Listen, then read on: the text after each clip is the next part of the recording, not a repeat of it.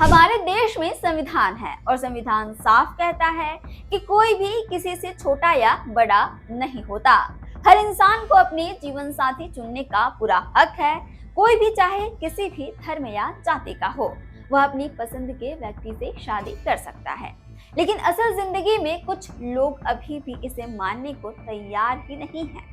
बिलासपुर में रिटायर अफसर कमल किशोर परिवार के साथ यही हुआ। उनके बेटे हितेश ने 4 नवंबर 2024 को साहू समाज की लड़की से शादी की और बस समाज के कुछ लोगों को ये बात इतनी नागवार लगी कि पूरे परिवार को समाज से बाहर कर दिया। न इन्हें किसी कार्यक्रम में बुलाया जाता, न लोग इनके घर आते। हालत ऐसे हो गए कि रिश्तेदार भी दूरी बनाने लगे।